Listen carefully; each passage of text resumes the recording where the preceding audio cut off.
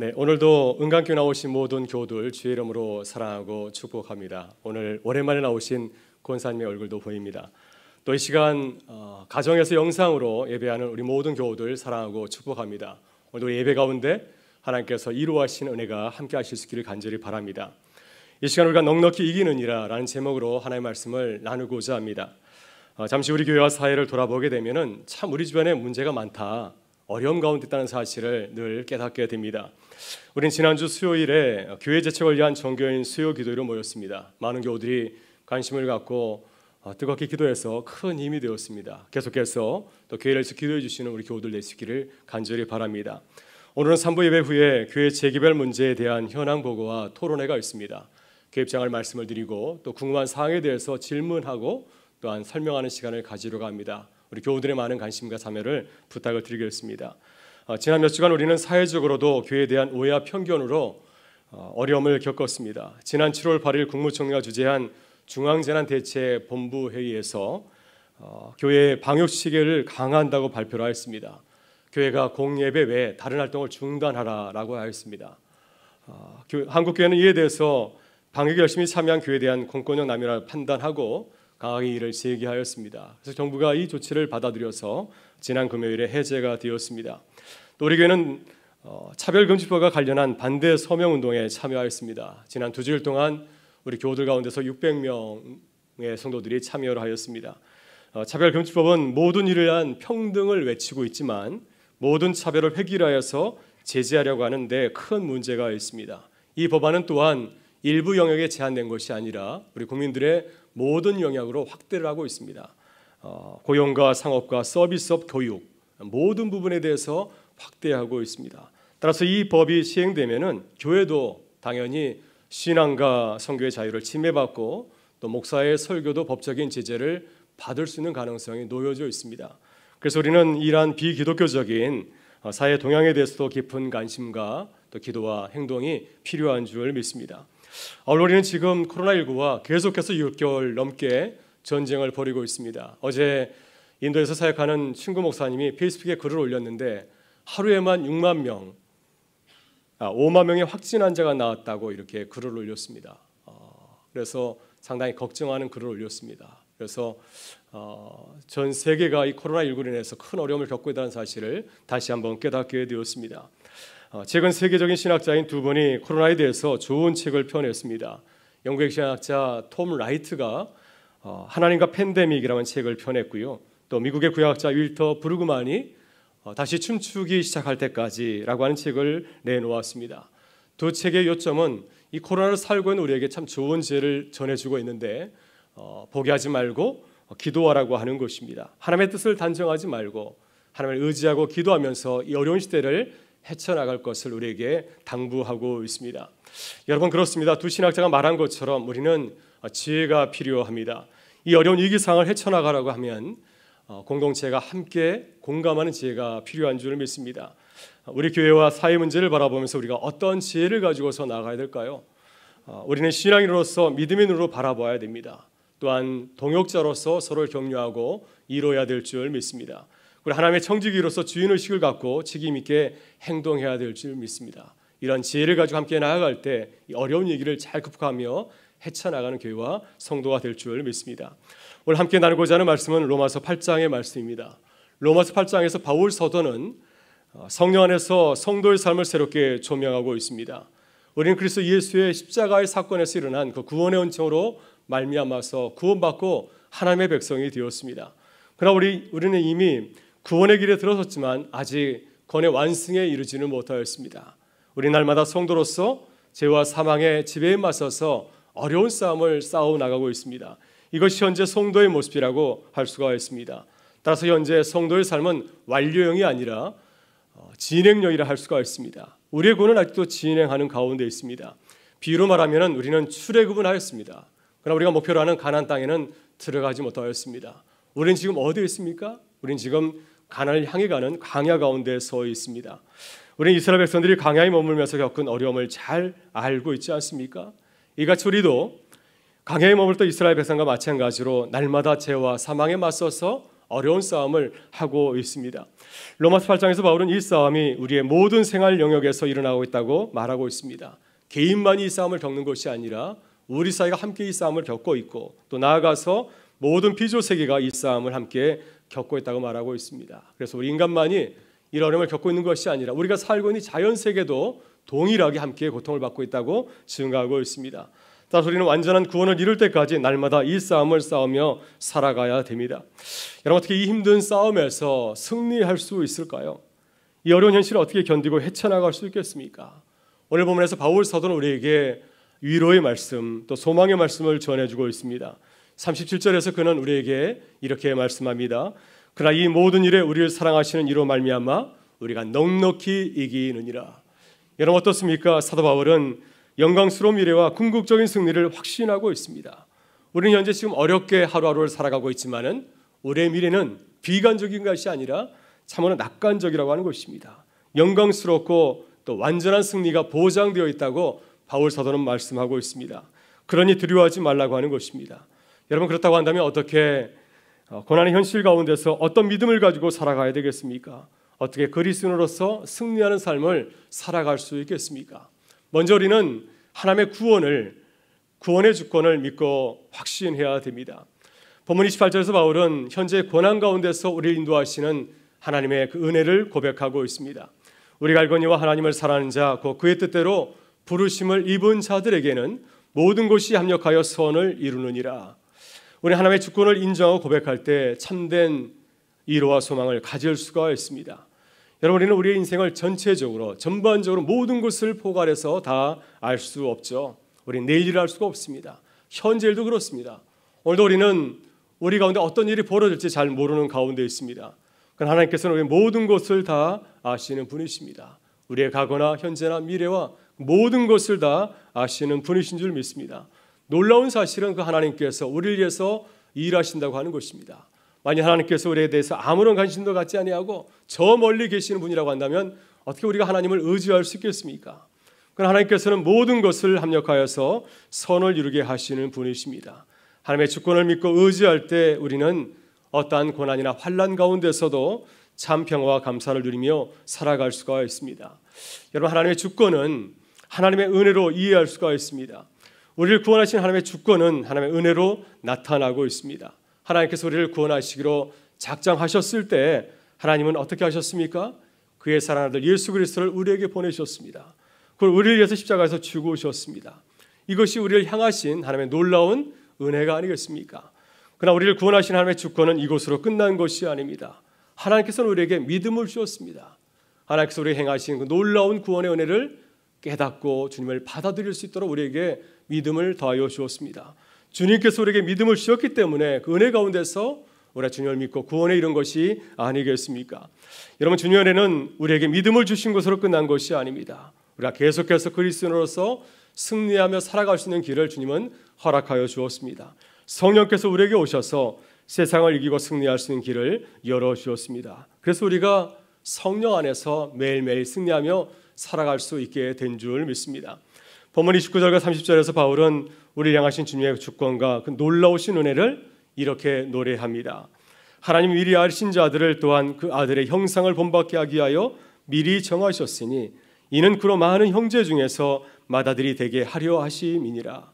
또 미리 정하신 그들을 또한 의롭다 하시고 의롭다 하신 그들을 또한 영화롭게 하셨느니라. 여러분 하나님께서는 우리를 창세전에 정하셨습니다. 우리를 구하시려고 예수 그리스도를 보내주셨고 그분의 예수 그리스도의 그 보혈의 피로 내서 우리를 의롭게 하셨습니다. 그리고 우리가 하나님의 자녀로 거룩하게 하시고 영화롭게 하였습니다. 이것이 우리를 향하신 하나님의 주권적인 행위입니다. 우리를 부르시고 완전한 구원에 이르기까지 우리를 책임지시는 그 하나님의 은혜가 하나님의 주권적인 행위 속에서 우리 가운데 나타난 줄 믿습니다. 여러분 그렇다면 우리는 하나님의 주권을 믿고 확신한다면 어떻게 매일매일을 살아가야 되겠습니까? 그것은 우리가 아무것도 하지 않는 것을 의미하지는 않습니다. 하나님께서 알아서 모든 걸 다 하시겠지. 우리는 가만히 있어도 주님께서 우리를 가난으로 인도하실 거야. 이렇게 소극적으로 반응하는 것이 아닙니다. 우리는 적극적으로 생각해야 됩니다. 아버지께서 일하시니 나도 일하신다. 주님께서 이 땅에서 사역하실 때 이 마음을 가지고서 일하였습니다. 아버지께서 일하시니 나도 일한다. 하는 마음을 가지고서 주님의 사역에 동참하였습니다. 하나님께서 나를 위해서 모든 것을 합력하여 선을 이루게 하신다고 한다면 우리가 어떻게 나아가야 되겠습니까? 그분의 은혜와 사랑을 기억하면서 우리는 감사하며 적극적으로 살아야 될 줄 믿습니다. 여러분, 로마서를 보게 되면은 바울 사도는 하나님의 은혜에 감사하면서 적극적으로 살고 있습니다. 여러분, 로마서는 바울에게 유언과 같은 말씀입니다. 그의 사역의 말기 가운데 마지막으로 보낸 서신 가운데 하나인데 그는 자신의 사역을 들으면서 어떠한 고백을 하고 있습니까? 로마 제국 동반부에서 모든 사역을 마친 후에 이제 은퇴하고 쉬는 것이 아니라 그는 로마 제국 서반부, 아직까지 복음이 전해지지 않은 서바나에 가서 복음을 전하겠다고 준비하며 기도하는 가운데 있습니다. 빌립보서 3장을 보면 이러한 적극적인 바울의 태도를 잘 보여주고 있습니다. 빌립보서도 마찬가지로 로마서와 같이 바울 사도의 사역 말기에 기록된 서신입니다. 로 사도가 어떻게 고백하고 있습니까? 그는 예수를 믿기 전에 붙잡았던 모든 것을 배설물로 여기고 그리스도 예수를 잡기 위해서 달려가고 있다고 그는 고백하고 있습니다. 빌립보서 3장 14절에서 그는 이렇게 고백합니다. 표대를 향하여 그리스도 예수 안에서 하나님이 위에서 부르신 부름의 상을 향하여 달려가노라. 로 사도가 젊은 청년과 마찬가지로 그 열정을 가지고서 주를 위해서 달려간다고 고백하고 있습니다. 이것이 우리를 구원하신 하나님의 은혜를 믿는 자의 아름다운 신앙의 모습인 줄 믿습니다. 여러분, 우리가 하나님의 주권을 믿고 확신할 때 우리는 삶이 힘들고 어렵다 할지라도 오히려 기뻐하고 감사하며 살아갈 수 있습니다. 그래서 우리는 하나님의 그 주권을 묵상하는 시간이 필요합니다. 나를 향하신 하나님의 그 사랑을, 은혜를 기억하는 시간이 참 필요합니다. 여러분, 하루 중에 하나님의 주권을 돌아보는 시간을 꼭 가질 수 있기를 바랍니다. 여러분의 휴가를 다녀오더라도 그냥 다녀오지 마시고 무엇보다도 하나님의 그 주권과 은혜를 꼭 회복하는 시간이 되실 수 있기를 바랍니다. 그래 우리가 넘어지지 아니하고 좌절하지 아니하고 절망하지 아니하고 기뻐하며 감사하며 살아갈 수 있기 때문입니다. 여러분, 이번 여름 꼭 나를 향하신 주님의 은혜를 깨닫고 감격하는 시간이 될 수 있기를 주의 이름으로 축원합니다. 다음으로 우리는 우리를 향하신 하나님의 사랑 안에 거해야 됩니다. 본문 31절 이하에서 바울 사도는 하나님의 사랑을 노래하고 있습니다. 우리가 힘들고 어려운 생활 가운데서도 힘을 낼 수 있고 용기를 낼 수 있는 그 힘의 온천이 어디 있겠습니까? 우리 자신을 바라보면 아무런 소망이 없지 않습니까? 내 자신을 바라보면 바라볼수록 절망하고 좌절할 수밖에 없습니다. 그러나 우리가 힘든 현실 속에서도 실망하거나 좌절하지 아니하고 다시 일어날 수 있는 것, 다시 기뻐하고 감사할 수 있는 것은 우리를 향하신 하나님의 놀라운 사랑이 있기 때문인 줄 믿습니다. 우리가 믿고 고백하는 하나님의 사랑은 어떠한 사랑인가요? 그 사랑은 추상적인 사랑이 아닙니다. 교과서에 나오는 사랑이 아닙니다. 그 사랑은 매우 구체적이고 우리 향해서 보여주신 놀라운 희생적인 사랑입니다. 하나님께서 우리를 살리기 위해서 저 멀리 하늘에서 내려오셔서 십자가에 신이 달려 죽기까지 하였습니다. 바울 사도는 로마서 5장 8절에서 그 놀라운 사랑을 이렇게 고백하고 있습니다. 우리가 아직 죄인 되었을 때 그리스도께서 우리를 위하여 죽으심으로 하나님께서 우리에 대한 자기의 사랑을 확증하셨느니라. 여러분, 이 하나님의 사랑은 언제 나타났습니까? 우리 주님 앞에 신앙생활 잘할 때 이 사랑이 나타났습니까? 우리가 여전히 죄의 자리에 머물러 있을 때, 참혹한 죄인이었을 때 주님은 우리를 위해서 아들까지 내어주셨습니다. 그 놀라우신 사랑을 우리가 죄 가운데 있을 때 보여주신 줄 믿습니다. 이 놀라운 사랑을 깨닫고 살아갈 때 우리는 어떠한 시련과 역경도 이기며 승리하는 삶을 살아가게 될 줄 믿습니다. 본문 30절 이하에서 바울은 하나님께서 우리를 위해서 행하신 놀라운 일을 소개하고 있습니다. 네 가지 수사 의문문을 통해서 주님께서 우리에게 보여주신 사랑이 얼마나 크고 놀라운지를 강조해서 말씀하고 있습니다. 하나님 우리 편이라고 한다면 누가 우리를 해할 수 있겠습니까? 하나님께서 아들까지 내어주신 분이라고 한다면 무엇인들 주시지 않겠습니까? 하나님께서 우리를 의롭다 선언해 주셨다고 한다면 누가 우리를 고세하고 정죄할 수 있겠습니까? 누가 우리를 이렇게 사랑하신 하나님에게서 갈라놓을 수 있겠습니까? 어떤 환난이나 공고나 박해나 기근이나 적신이나 위험이나 칼이나 어떤 협박과 위험이 있을지라도 우리를 하나님의 사랑에서 끊을 자가 없을 줄 믿습니다. 여러분, 이 사랑을 기억할 때 어떤 어려움이 찾아온다 할지라도 넉넉히 이길 줄 믿습니다. 여러분, 이 사랑을 늘 붙잡고 살아가는 주의 백성들 되실 수 있기를 바랍니다. 여러분, 예수님이 얘기하신 유명한 비유에서 탕자 이야기가 나오지 않습니까? 탕자도 정말 죄의 수렁에 빠져 있었지만은 그 아버지의 사랑을 회복할 때 그는 다시 죄의 수렁에서 일어나서 아버지의 아들로 돌아가는 은혜를 누릴 수 있게 되었습니다. 그래서 우리는 하나님의 사랑 안에 거하는 그 은혜를 늘 기억하면서 또 사모하면서 기도의 자리로 나아가야 될 줄 믿습니다. 이런 미국의 구약학자 윌터 브루그만 목사님이 코로나19를 살아가는 그리스도인들에게 이루하고자 책 한 권을 펴나왔습니다. 다시 춤추기 시작할 때까지.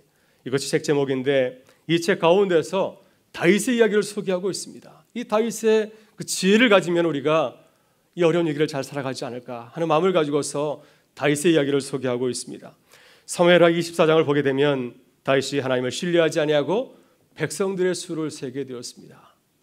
하나님께서 하나님을 의지하지 아니하고 사람들의 수를 세웠던 그의 죄를 말씀하시면서 세 가지 징계 가운데 하나를 선택하라고 하였습니다. 첫째 징계는 3년 동안 기근이 임하는 겁니다. 둘째 징계는 석 달 동안 전쟁이 벌어지는 겁니다. 셋째 징계는 3일 동안 전염병이 도는 것입니다. 다윗은 이 세 가지 징계 가운데서 무엇을 선택했을까요? 여러분이 다윗이라면 어떤 징계를 선택하겠습니까? 다윗은 죄를 사하는 방법으로 3일 동안 전염병이 임하는 것을 선택하였습니다. 다윗이 3일 동안 전염병 선택한 것은 가장 짧았기 때문이 아니었습니다. 이 전염병은 다른 징계와는 달리 하나님께서 직접 행하시는 것이기 때문입니다. 다윗은 하나님이 행하신 전염병을 통하여서 하나님의 자비와 사랑을 기대하고 소망하였습니다. 하나님은 사랑이 크신 분이기 때문에 이 전염병 가운데서 나에게 은혜를 베푸시기를 바라는 마음으로 자신의 운명을 하나님의 사랑에 맡긴 것이었습니다. 여러분 다윗의 시편을 보면 다윗은 많은 것을 노래하고 있지만 특별히 하나님의 자비와 긍휼을 참 많이 노래하고 있습니다. 시편 103편에서 그는 이렇게 노래합니다. 여호와는 긍휼이 많으시고 은혜로우시며 노하기를 더디하시고 인자하심이 풍부하시도다. 자주 경책하지 아니하시며 노를 영원히 품지 아니하시리로다. 우리의 죄를 따라 우리를 처벌하지는 아니하시며 우리의 죄악을 따라 우리에게 그대로 갚지는 아니하셨으니. 시편 91편에서도 이렇게 노래합니다. 이는 그가 너를 새 사냥꾼의 올무에서와 심한 전염병에서 건지실 것이미로다. 너는 밤에 찾아오는 공포와 낮에 날아드는 화살과 어둘 때 퍼지는 전염병과 밝을 때 닥쳐오는 재앙을 두려워하지 아니하리로다. 다윗의 삶의 자리가 힘들고 어려웠기 때문에 또 하나님의 뜻을 어기고 죄를 범할 때가 많이 있었기 때문에 그는 그의 시편 가운데서 하나님의 사랑과 긍휼을 노래하고 간절히 구하고 있습니다. 하나님께서 다윗에게 내리기로 했던 전염병은 어떻게 되었습니까? 사무엘하 24장 15절 이하를 보게 되면 하나님께서는 이스라엘 땅 가운데 전염병을 내렸습니다. 담부터 부엘세바까지, 제북단부터 제남단까지 전염병이 퍼져서 수많은 사람이 죽게 되었습니다. 7만 5천 명의 사람들이 죽게 되었습니다. 근데 천사가 예루살렘에 손을 뻗쳐서 치려는 순간에 하나님은 재앙을 내리신 것을 후회하셨습니다. 그래서 사람들을 무차별히 죽이고 있는 그 하나님의 천사로 하여금 그만두라고, 전염병을 그만두라고 명하였습니다. 그때 주님의 천사가 여부 사람 아리우나의 타작마당에 서 있었는데 다윗이 천사를 발견하고 이렇게 말하였습니다. 바로 내가 죄를 지은 사람입니다. 그러니 나와 내 아버지의 집안을 쳐주십시오. 이렇게 간절히 구할 때 이스라엘 가운데 거했던 모든 전염병이 사라지게 되었습니다. 여러분, 하나님은 다윗의 죄를 심판하였지만은 다윗의 기도를 들으시고 응답하시는 자비로우신 분이신 줄 믿습니다. 여러분, 다윗과 같이 하나님의 사랑을 붙들고 기도하실 수 있기를 바랍니다. 전염병과 같이 무섭고 힘든 현실이 우리를 짓누르더라도, 우리가 다 모든 것을 잃는다 할지라도 하나님의 사랑을 늘 기억하고 또 기도하실 수 있기를 바랍니다. 그래서 우리를 위해서 십자가에서 죽기까지 하신 하나님의 사랑을 붙들고 승리하는 교회와 성도가 될 수 있기를 주의 이름으로 축원합니다. 마지막으로 우리는 우리를 도우시는 성령을 따라서 살아가야 됩니다. 본문 26절에서 바울은 우리를 도우시는 성령 하나님을 소개하고 있습니다. 여러분, 성령은 하나님이 우리에게 주신 놀라운 선물이죠. 말씀드린 대로 우리는 구원을 받았지만은 구원을 완성한 것은 아닙니다. 우리는 매일같이 광야길을 걸어가야 됩니다. 그러나 우리는 스스로 광야길을 승리하며 걸어갈 수 있는 힘과 능력이 없습니다. 그래서 하나님께서 우리를 도우시려고 성령 하나님을 보내주신 것이 아니겠습니까?